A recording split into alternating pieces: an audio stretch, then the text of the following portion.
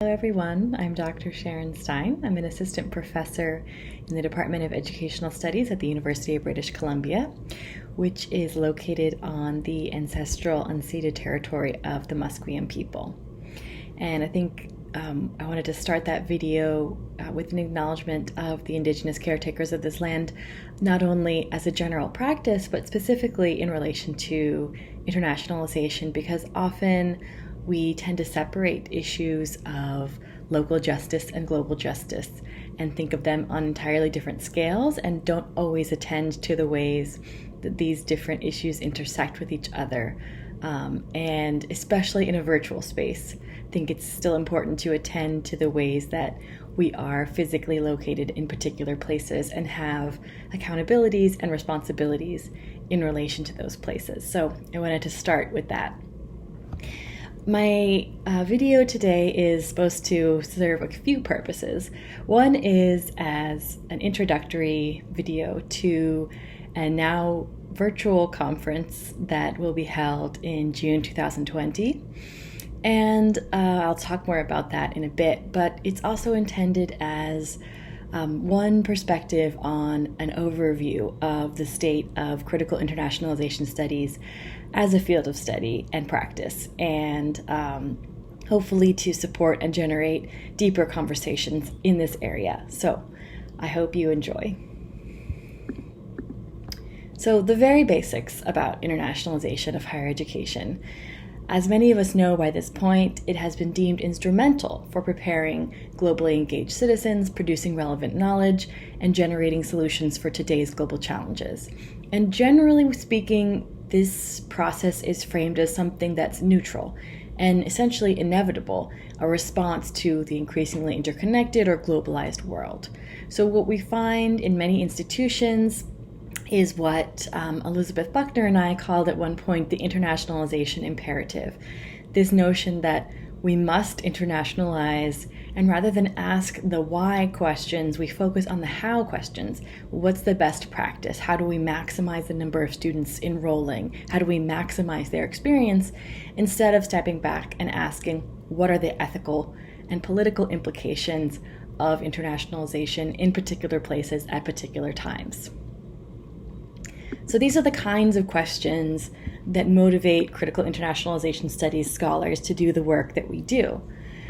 And this is really summed up nicely in a quote from Hans de Wit, who said about 6 years ago that internationalization in higher education is at a turning point, and the concept of internationalization requires an update, refreshment, and fine-tuning, taking into account the new world and higher education order. Now, critiques of mainstream internationalization had been around for much longer than 2014, but this is a notable quote for a couple reasons, but one of these is because Hans de Wit is considered a leader in the field of internationalization. So for him to signal this fact that, we might be going in the wrong direction and we need to rethink about what and why we're doing, that sort of signaled the mainstreaming of critical conversations about internationalization. So what is critical internationalization studies? It draws attention to risks of reproducing uneven global power relations, colonial representations, and extractive resource flows, problematizes and complicates the overwhelmingly positive and often depoliticized nature of mainstream approaches, and puts forth new possible approaches to international engagements, pedagogies, and forms of knowledge production. So in my work, when I was sort of first becoming a professor, what I found was that I spent so much time in my work sort of articulating the basic critiques and issues with mainstream internationalization and kind of trying to hold space for that in the institutions that I was working with and in the scholarly conversations as well. So what I found was that there wasn't always space to go deeply into the actual complexities and challenges of trying to do critical internationalizing work. So I wanted to create a space where people could gather, in many cases virtually, to actually sit with those difficulties and complexities and complicities without constantly needing to defend the need for this work in the first place. So that is what led to the Critical Internationalization Studies Network, which brings together scholars, practitioners, educators, students, and community organizations that are interested in reimagining dominant patterns of relationship, representation, and resource distribution in the internationalization of education. So we seek to both deepen our conversations, to have collaborations, share information about events and opportunities, and exchange knowledge and pedagogical resources. So the network has been around for about 2 years now. We have almost 250 members. It's free to join. We have about 4 virtual meetings a year and various other things that arise as well. So another thing that I found in my work, in addition to a lack of space for depth in these conversations, was that our critical interventions weren't always particularly self-reflexive. We just sort of assumed that if we had a critique of internationalization, then we all had a problem with the same thing, we all saw it the same way, and understood that there were similar solutions. When in fact what I found was there was a variety of perspectives, and a lot of sort of tensions and confusions would arise when people assumed that everyone who had a critique was on the same page. So I sort of reformulated DeWitt's helpful quote to say that the critique of internationalization of higher education is at a turning point, and these critiques require an update, refreshment, and deep questioning, taking into account the new world and higher education order and old colonial continuities and the limits of critique itself.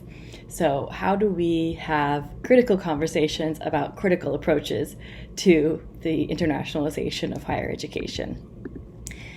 So one of the things that I tried to do in my work is actually map different kinds of especially critical responses or approaches to internationalization, and how do we navigate the different possibilities that each of these allow and also that they foreclose. One way of thinking about these different approaches to internationalization is to create what I call social cartography, which is a methodology developed by Roland Paulston.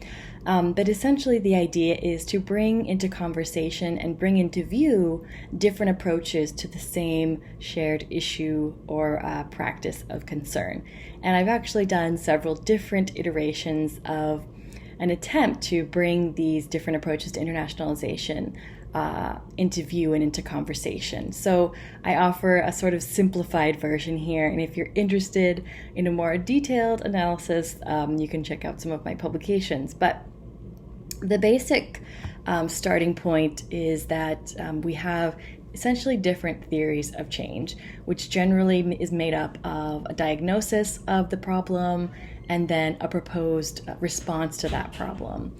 And the first theory of change is really a theory of no change, which is a no reform or business as usual approach to internationalization, what I call internationalization for a global knowledge economy. And the idea here is really to incentivize competition. It's competition among students and graduates and faculty for limited spots within a global middle class, and for institutions and countries for a position of advantage, both politically and economically, within the global scene. Internationalization for the global public good, which is what I would call a minor reform approach. So it's really emphasizing changing individuals and changing practices and policies. And it's really a response to this dominant global knowledge economy position. And in particular, it contrasts the trade-based approach with the global knowledge economy approach with its own aid-based approach to internationalization. So essentially, it emphasizes things like transferring knowledge from Western institutions to the rest of the world and expanding access to Western institutions. And this is a model that was actually dominant in the West during the Cold War. Now, the critique of the global knowledge economy from this position is that knowledge should be more accessible and everyone should have a right to access this knowledge. But what is generally presumed is that this knowledge is universally valuable. And that's the critique offered by Internationalization for Global Equity. It says this major reform position that both internationalization for a global knowledge economy and internationalization for a global public good tend to still center the West as the most developed, advanced area of the world and assume that the rest of the world should want to access its knowledge. So instead, it says we need to actually center marginalized voices within existing institutions and redistribute power and resources in much more substantial ways. Then we have, and this global equity approach is generally less dominant in most mainstream institutions. You definitely find pockets of it, but compared to the first two, it's certainly within the margins and generally restricted perhaps to a single program or a course rather than being sort of like the dominant logic of the institution. An example of this in action might be students who are, for instance, protesting a tuition fee raise for international students. And then finally, we have what I call internationalization otherwise, which is largely informed by decolonial critiques and says, you know what, all of the three previous approaches to internationalization assume that internationalization in existing institutions and systems can be reformed. And what this analysis says is actually there's a possibility that these systems can't be reformed, that they'll need to actually die so that other possibilities can be born. So the intention here is to reduce harm in these institutions while we have them, and also look toward creating alternatives. And alternatives not as the answer or solution to the problems that we have, but as places to learn and experiment and fail and learn from those failures.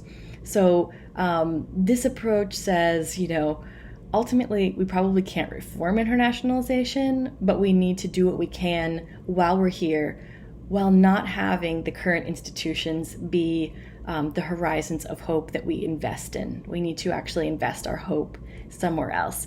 And this position, generally speaking, is not even really intelligible in mainstream institutions and mainstream conversations. And even in critical internationalization studies, it remains extremely marginalized and largely unintelligible. In many ways, it is, if understood, it's interpreted as a major reform position, and it's sort of domesticated back into that critique. So I think one of the things that I've always been concerned with is, on the one hand, creating space to have conversations between these positions and to encourage people to see what might be useful in each of them depending on their context, but also to understand that these different approaches do not hold the same institutional power. So how do we, amplify what's happening in the other positions and support them even when they might not be the most dominant? So a lot of my work has actually been on this area of internationalization otherwise, trying to sort of articulate what it might look like, but also trying to ask, why is it so difficult for even critical scholars to sit with the kind of impossibilities that this internationalization otherwise brings up, the kinds of challenges to our desires for certainty and continuity and hope that it offers, and how might we learn to sit with that discomfort so that other possibilities may be viable, even if not right now. So one thing that I often ask people to do is actually sit with these different approaches and ask what each assumes, what each allows, and what each forecloses, because each has contextual relevance and each also has limitations. So rather than simply saying, I identify with this one or that one, actually understanding where each is coming from.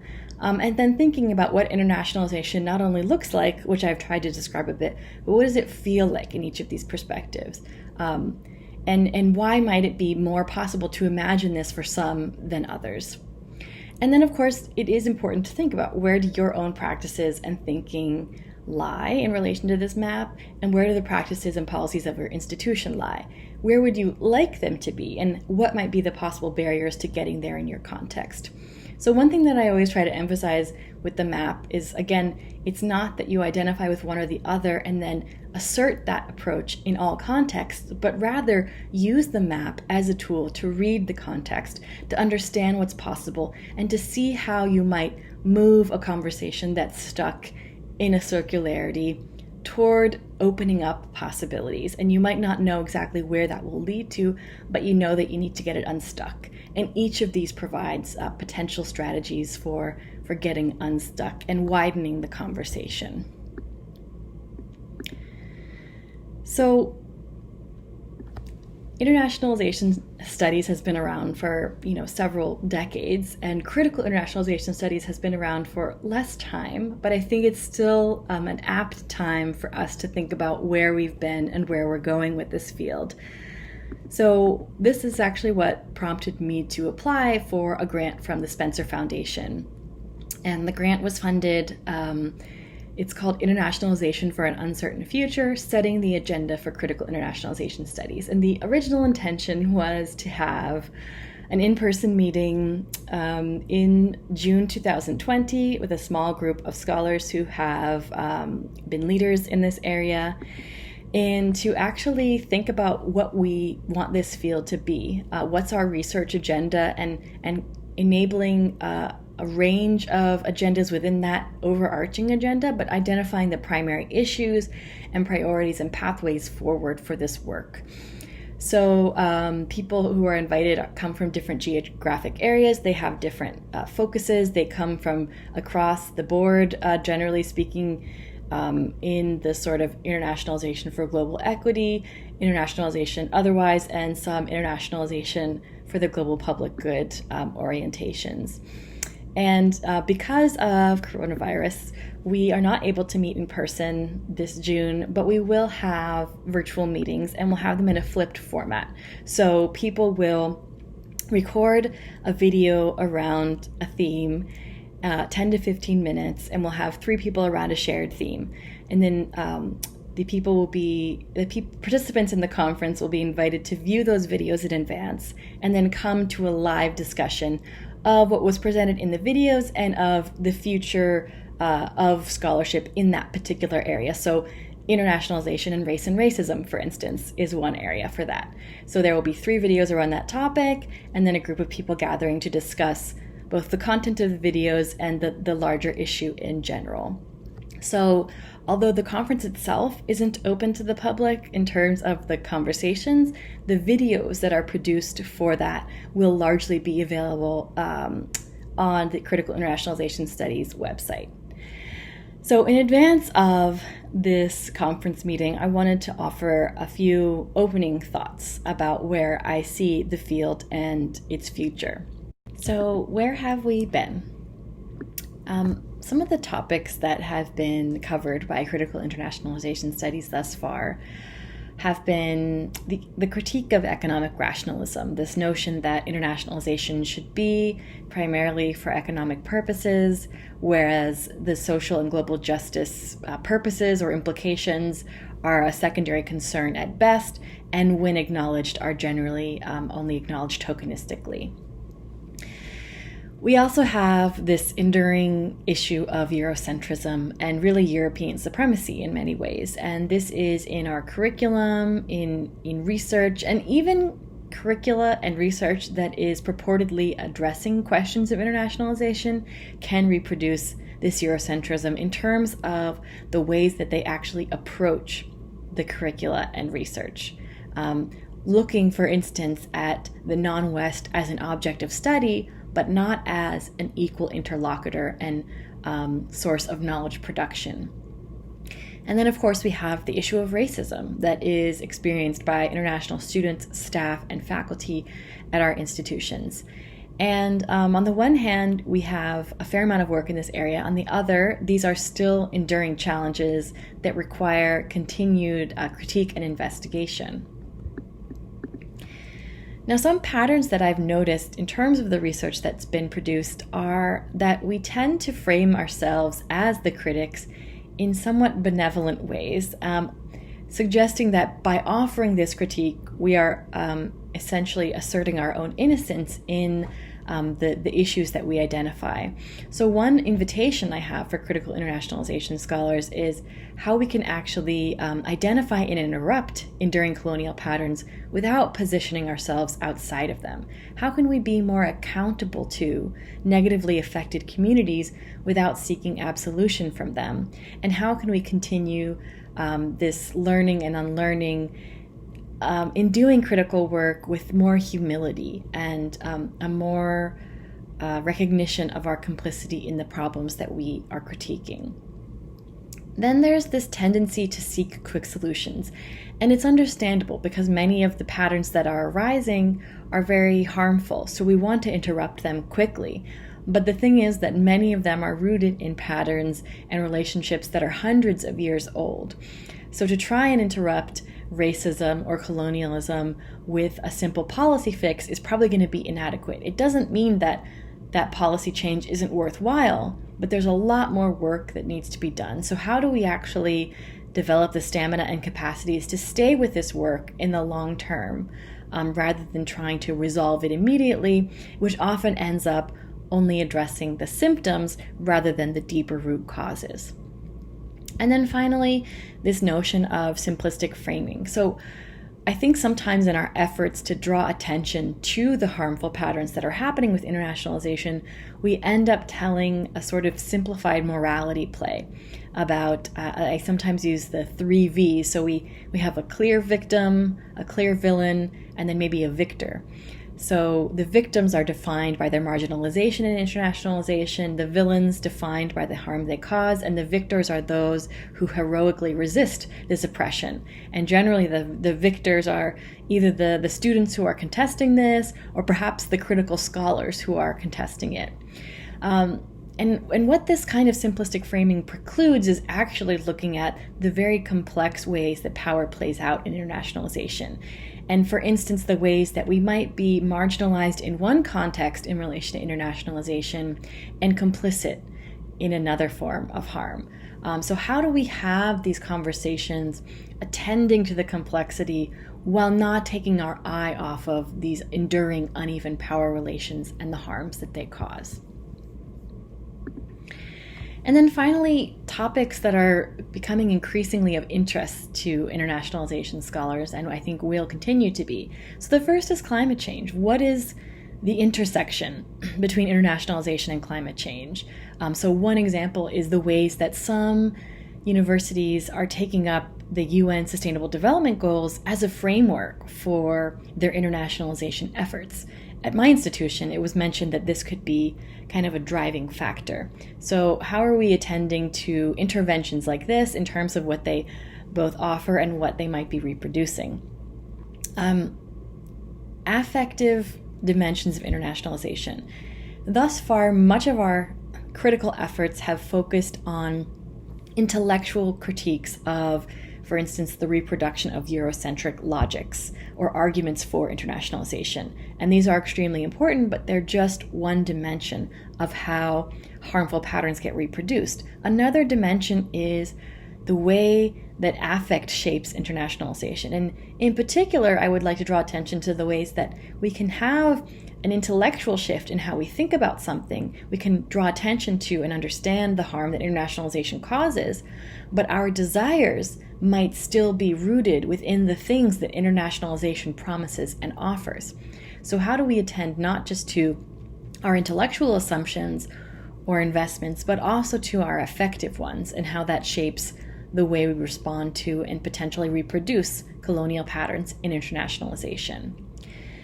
Then there's the question of how internationalization intersects with indigenization and decolonization efforts, particularly in settler colonial contexts like Canada or the US. And I mentioned this at the beginning of my talk. And I think it's a topic of conversation that I think a lot of people are interested in, but also very anxious about because it feels too complicated. And we don't, again, have the capacity to actually talk about the ways that these multiple overlapping colonial relations actually manifest in the context of higher education. But at some point, we're going to have to actually do that work so that we can be more accountable to all communities that are involved in internationalization. And then finally, the shifting geopolitics of internationalization. In many cases, we still see that internationalization efforts are framed as being global, but actually still really center the West. But increasingly, more and more international students, for instance, are traveling to places outside of the West. So there's this sense that the center of internationalization might be moving, or that it might be more multipolar. So what is the reasoning behind that? What are the impacts? And how are our institutions going to respond? So that's a really brief overview. I'm sure there's many more topics of interest that will be raised at the conference. So in summary, what's the present state of critical internationalization studies? I think I noticed a couple things. We see the mainstreaming of critiques of internationalization, as I mentioned at the beginning, and that's not only in the scholarship, but also in our own institutions. And for instance, in my own institution of UBC, when making the international strategy, there was a call for input from faculty and staff and a working group. And one of the things we managed to get into the strategic plan was this acknowledgement of the university's complicity in colonial relations, past and present. And it was, on the one hand, a huge victory to have this included in the text as something that might be mobilized in the future. For instance, when the university is repeating a colonial pattern, we can draw attention to that in the strategic plan and say, you said you were going to do better because you acknowledged what had gone wrong. But we have this paradox of the non-performative statement. So we say we acknowledge it, we say it's a problem, but nothing really changes. And I'm afraid that many of these efforts to incorporate more critical perspectives in our institutions are going to go in this direction. So how can we be both vigilant when that happens, but also understanding perhaps the limits of what's currently possible in our institutions, which isn't the limit of what's possible in general, just right now and just in particular places. Then we really see, despite all our efforts to interrupt the hegemony of the global knowledge economy approach to internationalization, this remains dominant. So political and ethical concerns generally have fallen by the wayside, despite maybe their tokenistic acknowledgement.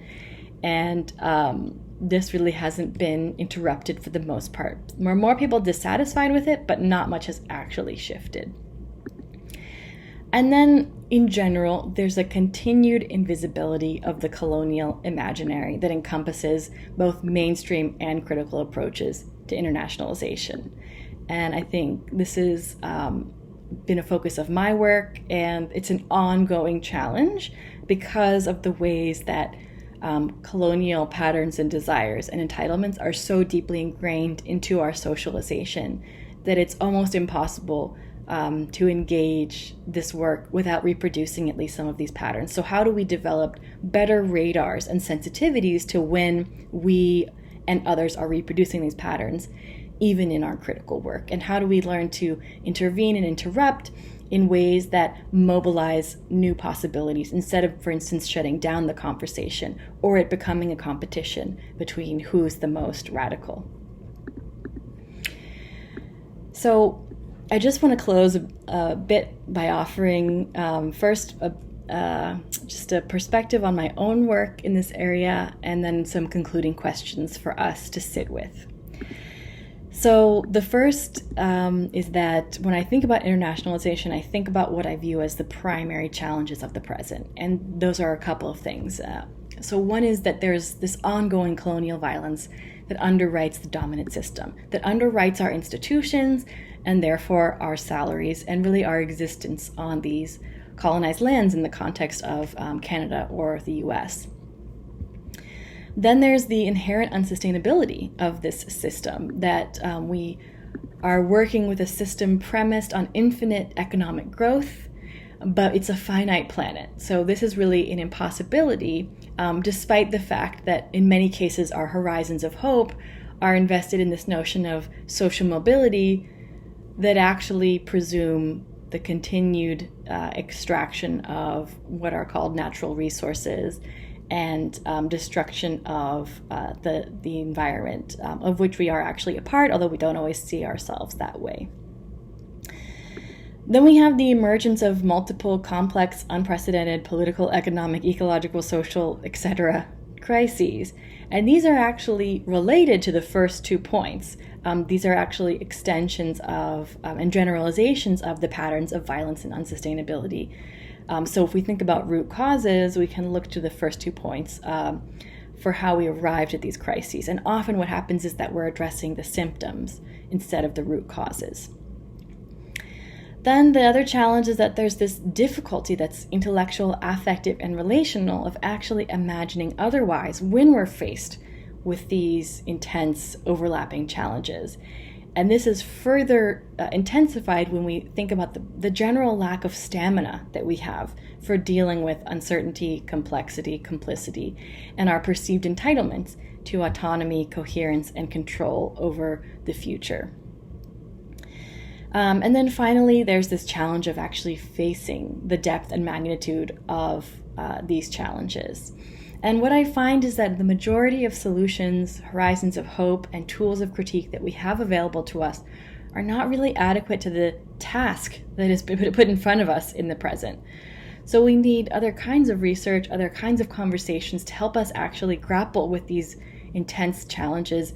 And yes, maybe offer tentative, immediate solutions, but also understand that there's no easy way to address these challenges. It's going to be a long-term process, and in the process, we're going to reproduce many colonial patterns. So how do we interrupt those patterns while we work towards something different?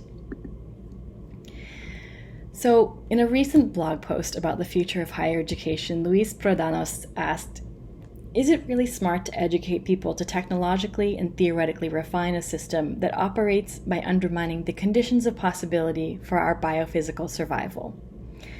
So, in other words, should we really continue to have a higher education system that presumes that the political and economic systems we currently have are going to continue forever? Because actually, if we do that, we're basically consigning ourselves to a death sentence as a species, because the planet can't sustain this system in the long term. So what he proposes instead is a higher education that would stop perpetuating this cultural paradigm that brought us to the brink of extinction and start encouraging students to imagine and create alternatives to it. So what I think Prodanos is pointing us to, if I look at it through the lens of internationalization, is really internationalization for the end of the world as we know it, which is not the end of the world full stop, but the end of a particular way of knowing and being and relating that has led us to this point of crisis. So what kind of internationalization could actually prepare us to face this end of our existing system in a generative way that doesn't simply devolve into violence? And that's kind of what's preoccupying my work at the moment, and in the realm of higher education in general, not just internationalization. So I would be happy to talk to anyone further about that, but I think what I'll do is close with some concluding questions for us to sit with throughout this conference and as we think about the future of critical internationalization studies. So the first is, how might our critiques of internationalization be circularly reproducing the same colonial logics that we seek to interrupt? Can we offer a critique that does not reproduce these logics, given issues of unintelligibility and the difficulties of imagining otherwise? So how can we notice the way that we're reproducing colonial patterns, but also can we grapple with the potential impossibility of articulating critique that isn't rooted in some of these patterns? Because if we do that, we might start to become unintelligible to our peers and to our colleagues. How can critical interventions attend to complexities and complicities instead of seeking simplistic narratives and solutions? How can we ensure that in seeking to decenter the West, we do not simply propose in its place a new center that will repeat colonial patterns of hierarchy, universality, and exceptionalism?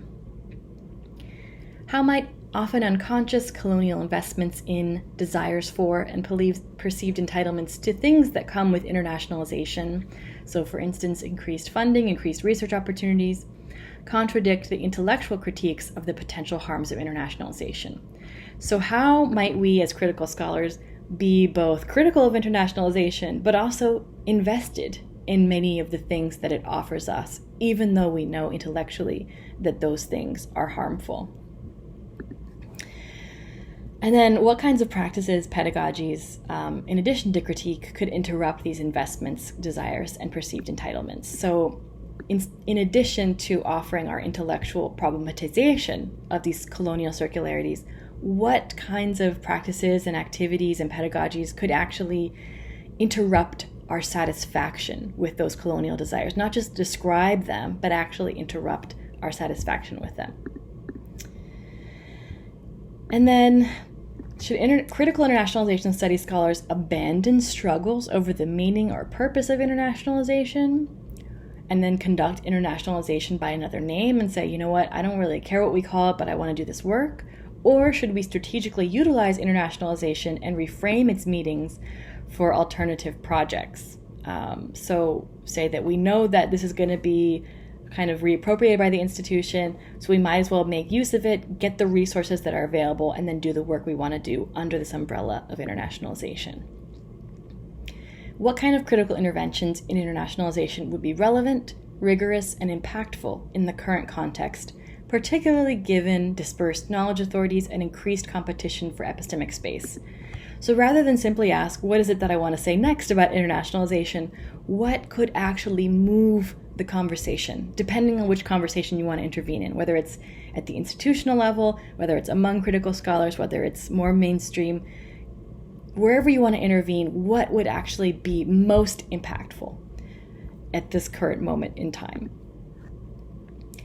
How can we fight for more equitable and ethical internationalization, knowing that our critiques are probably going to be co-opted and that higher education itself is subsidized by violent and unsustainable local and global practices? So how can we work toward essentially reforming the practice of internationalization at our institutions for as long as we have them, but understanding that those institutions, as they have been built and currently stand, are subsidized by violent and unsustainable practices that in the long term might not be able to be reformed?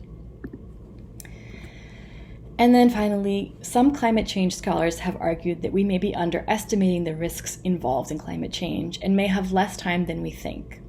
So if the possibility of a near-term, not just climate crisis, but climate collapse is possible, even if it's just in the realm of possibility rather than likelihood, then what kinds of internationalization could help prepare us and our students for this possible future? So that's all I have for today. I just want to leave you with some resources. The Critical Internationalization Studies Network, you're very welcome to become a member if you haven't already. You can check out the YouTube page for the network. I've listed my work as well as my email if you'd like to get in touch. So thank you for listening, and I look forward to being in conversation with you.